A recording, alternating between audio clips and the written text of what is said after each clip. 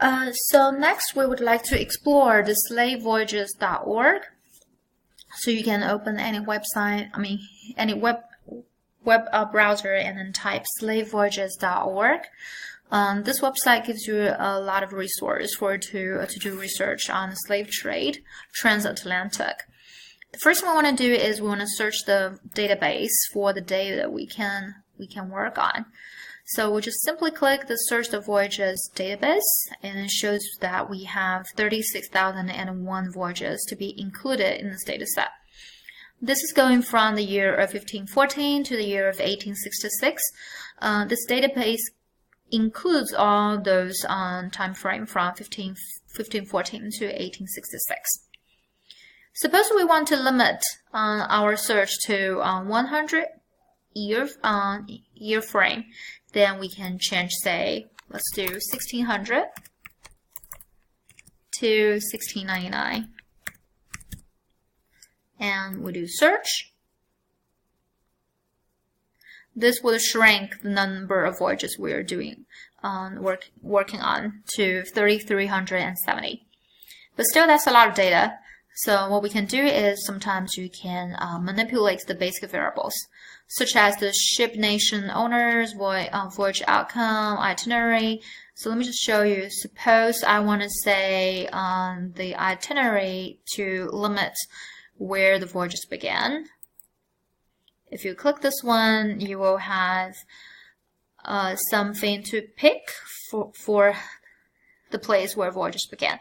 So we can select.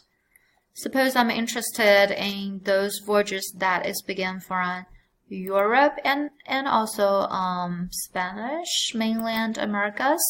Okay, hit OK and search. This time it will come down to 1,849 voyages. You may put in more constraints, such as the outcome of voyages for slaves. So what's going to be the outcome? Suppose you're interested in those voyages where slaves perished with ship. Okay, hit OK, and then search again. This time we come down to 16 voyages with those data. Okay, so for those 16 voyages, we can show them all. So we can change the number of results that's shown on per page. I can change that to 20.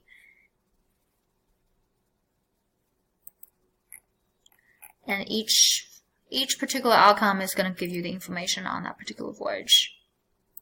So by doing this, you can see all the 16 results in one page. Next, we would like to download this into SPSS, but right before we download it, we might want to know which variables we would like to include, such as the voyage identification number or vessel name and year like arrived with slaves. We can simply click Configure columns of the table to make sure which variables I want to do. Okay, so you would arrive on this page, give you two boxes. So the first one, choose the groups of variables. Suppose I want to know what's the flag of the ship and what is the standardized tonnage of the ship. I can also give some information such as the voyage itinerary, where this voyage began. Okay. And what is the basic place of slave purchase. And we can also choose some numbers, okay, slave numbers, such as what is the total slaves embarked and number of slaves arriving at first place of landing. Or we can just do total slaves disembarked, okay. As well as some of the characteristics we want to do, such as percentage of children, percentage of men and women, and apply configuration.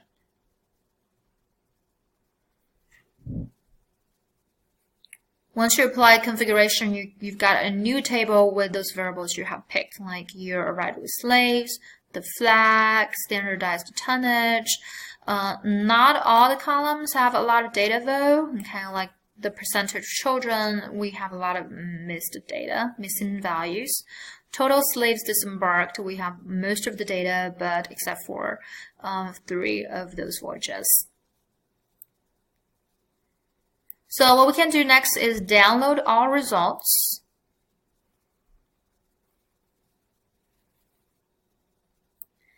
And on my computer, it shows downloading it as one Excel file. Okay, I can open this.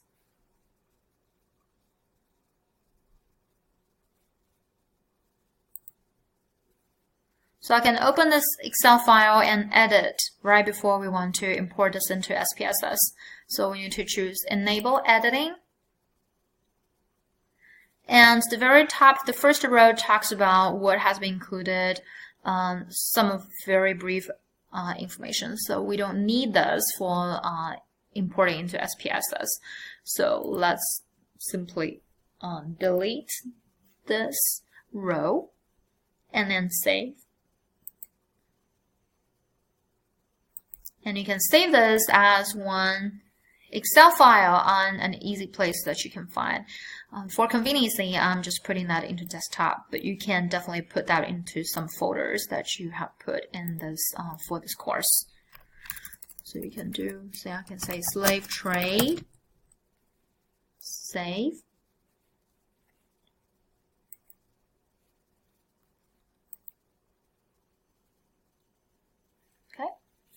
Once you have saved this file, you may want to close the Excel file. So over next, we'll be going back to SPSS and import the data that we have saved in this Excel file. So you open SPSS and you go File, Import Data from Excel. And you can find in the folder that Excel file. In my case, it's going to be slave trade, and hit Open.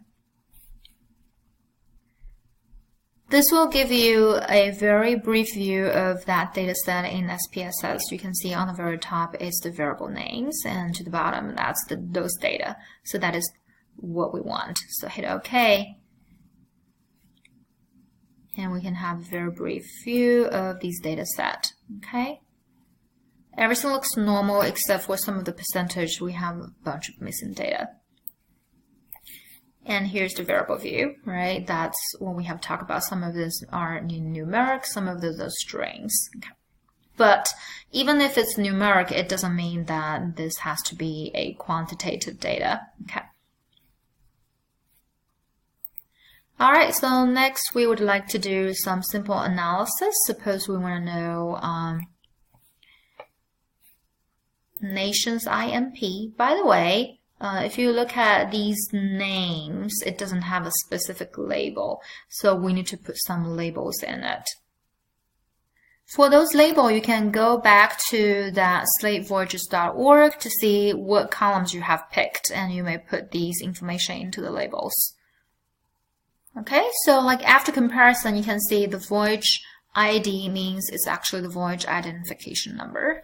Ship name is actually the vessel name, and captain represents the captain's name. So let's suppose we're working on this nation IMP string. That is actually the flag. Okay. Therefore, we can do some similar analysis as we just did before for that car crash data set. I can look at this flags, ship flag. We know ship flag comes from Europe, but these are the specific areas. So I can take a look at a simple analysis. So analyze, and then descriptive statistics, and then I do frequencies. Okay. I can move this flag to the right, and then ask it to display frequency table. Hit OK, and this is going to be the outcome. Tells us we have 16 flags to be considered. None of those are missing. And for the 16, we have one from Great Britain, and then 8 from Portugal, and 2 from Spain. In total, there are 16 vessels, 16 slave trade ships to be considered in this case. So in the end, that is the very simple analysis you can do for the frequency distribution table. Look at the frequencies. So in the end, do not forget to save your SPSS file. So when we save it, we can save it as .sav file. And again, you can put that back into your folder. So I'm going to say slave train